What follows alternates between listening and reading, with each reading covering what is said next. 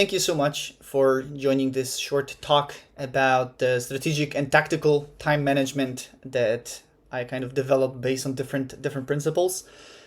A bit of about myself. Yeah, I'm Wojtek Chiński. I'm Polish. Been living in UK for a while, and now I'm a happy citizen in Spain.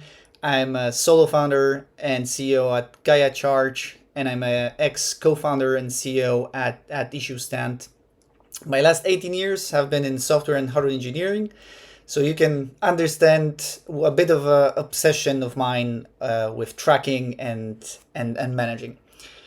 So let's talk about the short term, so like tactical time management.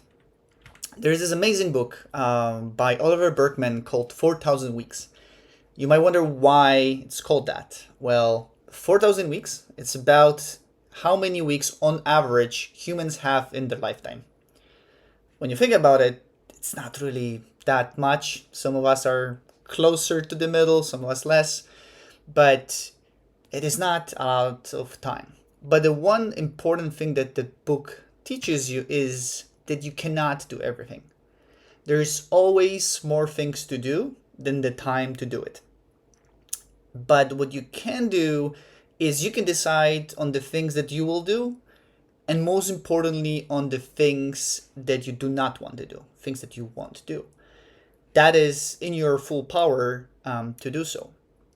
So, how I use this thinking on a daily basis is basically I measure everything I do. I measure all the tasks that I do. When I switch tasks, I keep tracking them.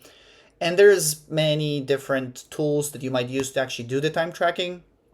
The important thing is that you have to find a tool that works with you and not against you. Something that doesn't slow you down, that works with your workflow. So, look at different tools, find one that fits you best. In my case, there's a tool called Toggle, which has a very generous free trial or like free plan that I've been using for many years right now. But again, your mileage may vary. Try different tools, pick one which works best. But it's more about how you use that tool. It's automatic to start measuring things by project, for example. But what I try to do is measure by the type of work is being done. So, for example, any admin work would be a different category than, for example, any accounting. And the goal there is to find what consumes most of my time during a certain period of time. And with that, I try to set a review cycle. It might depend on a person to person. In my case, I usually use a week. So basically, at the end of the week, I look back at my week and try to find what are the things that took most of my time. And out of those things, I basically try to find how can I delegate them so I don't do them. I consciously decide not to do those things, and basically I will find a way to still for them to still be done. So you have a couple of options. You might outsource. There are many services. There are so many SaaS products right now that maybe it's possible that the work that you've been doing that is consuming so much of your time can be actually you can basically pay someone else a subscription to do it for you. If there is enough of that work, you might decide to hire someone. This is a great way to organically grow your organization instead of hiring someone and then trying to figure out how you're going to, fill their day with work. If you know that there is that work, that's a great way to say, like, okay, the next person I will hire is a salesperson, for example. You just have to very pay attention to the fact that if something consumes, for example, a quarter of your time, it might not be a full time job for someone. So you have to look further to find something to do for that person. And also, you can decide to automate. You just have to remember that there are pitfalls. There's always XKCD comics for any given situation, but you have to remember that the time spent on making the automation shouldn't be more than the time that it saves, right? So remember about that pitfall and don't let it suck you in. But what's kind of important in that cycle is that it's kind of endless. You keep repeating it. You keep coming back at the beginning of the next cycle and measuring it all over again. And then at the end of the week, there's going to be another thing that takes most of your time. And again, you repeat the cycle. You decide, are you going to outsource it, hire someone, automate it? And with that, you're able to kind of organically decide to what is being done by you and what isn't. Because there's going to be some tasks that you're the only person that can do it. If you're a CEO, there's CEO tasks that you cannot really delegate. And yeah, there will be there, but it's going to be your decision about like, I'm doing that because I know I should do them and that's my thing. So that was kind of a more short term, like with the review cycles. In my case, like I said, it's about a week. It might be 2 weeks. Usually, it would be a time of the sprint if you're working in a sprint cycles. But if you look more long term, things that spans months or quarters even, I would recommend another book here, which is Measured at What Matters by John Doerr, which talks about OKRs. Might have heard that acronym. Well, OKRs have been developed a long time ago, like basically more than 50 years ago at Intel. They're widely adopted in Google. And you might have even been offered a service to train your organization on doing OKRs. And it might seem like this very complex thing and things that like a process that you have to incorporate in your organization. But actually, I believe that OKRs are pretty straightforward. They have two parts effectively. The OKRs, which are objectives and key results. So they have an objective, a thing that you want to do, and it has some key results that effectively are things that make that thing happen, and things that you can measure, which is the most important thing. You want to be able to track them over the period that you decide to OKRs to have. So they need to have some numerical value, something from 0 to 100, 0 to a 10, something that you will be able to track. But the great thing that I find about the OKRs is that they can cascade effectively. So organization might have some objectives, and that creates some that each of the objectives has a couple of key results. But those key results lower down the line can become objectives on their own to more people. So in example here, if the objective of the company is to double the revenue and one of the key results is to reach X amount of currency in sales, that key result can become an objective, for example, for your chief sales officer. And out of that new objective, they can create more key results, sign so many contracts, give so many demos. And out of those, we can create, those key results become another objectives and so on and on and on. But what it kind of gives you, especially with this kind of cascading effect, is it allows you to align the whole organization on what they're supposed to be doing.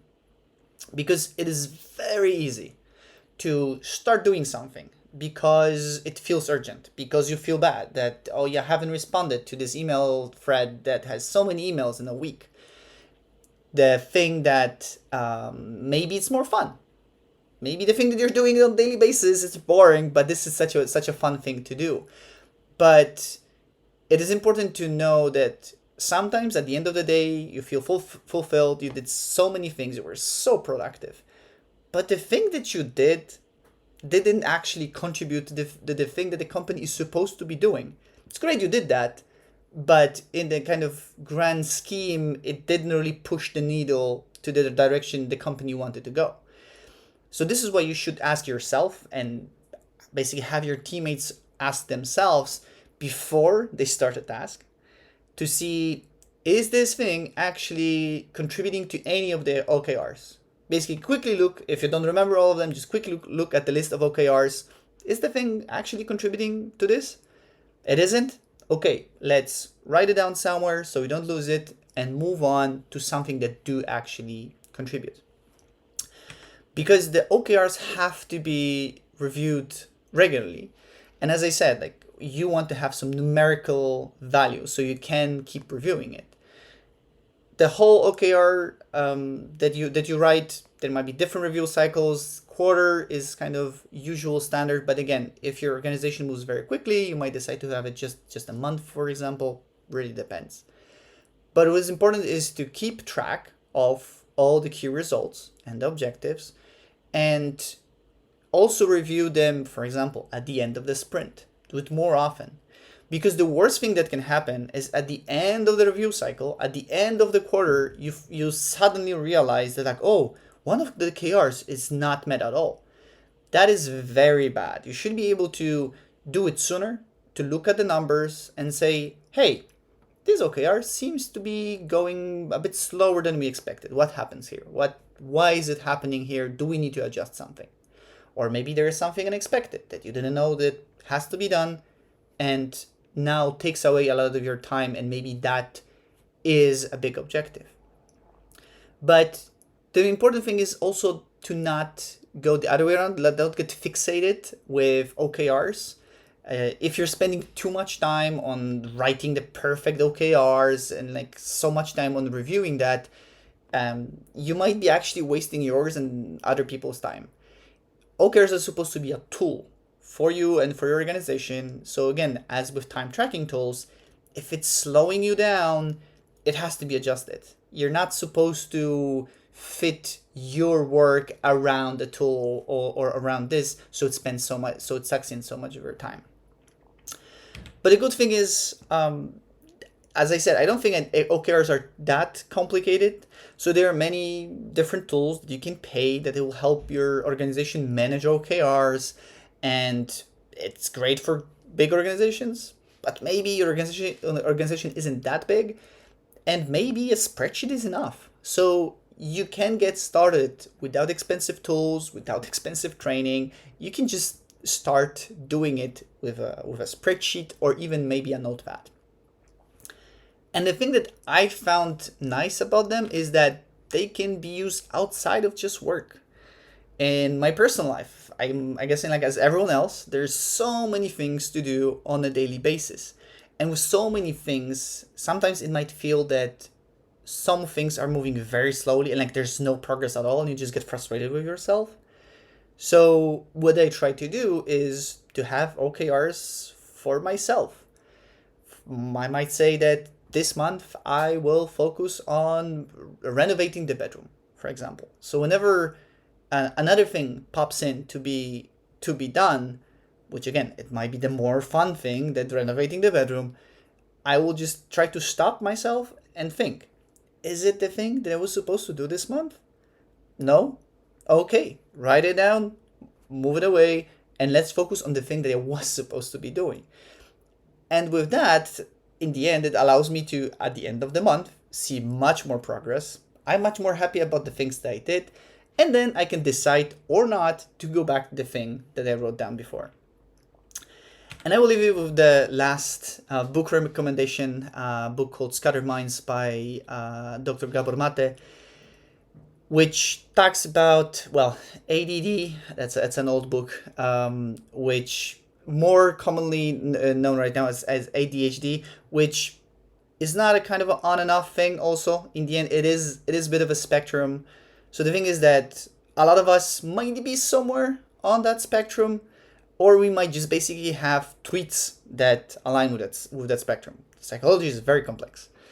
But the interesting thing about the book is it goes into the explanation why we get some of the patterns, why we get some of the reflexes, why some things happen in a specific way.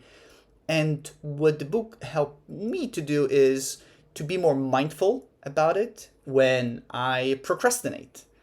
And by procrastinating, I don't mean like don't do a thing. I just do something different, which is again more fun, for example. When I'm able to know why am I doing this, it helps me to catch it at the moment, say like, wait, maybe don't do it. Maybe that's not the thing you're supposed to do. Maybe you're just trying to make yourself feel better because of reasons. So I think this is an interesting book for anyone who wants to kind of have a deeper dive into why you might be doing some things. So yeah, that is the end of my talk. I hope you found any of this stuff interesting. And if you have any kind of questions or comments, you can always reach me there as well. But the important thing is that, as I said, all of those things are just tools that are supposed to help you. If they're going against your grain, if they're slowing you down, it's not you, it's them. It's the tools. So be flexible, try different things, and find the best thing that works for you. So yeah, thank you.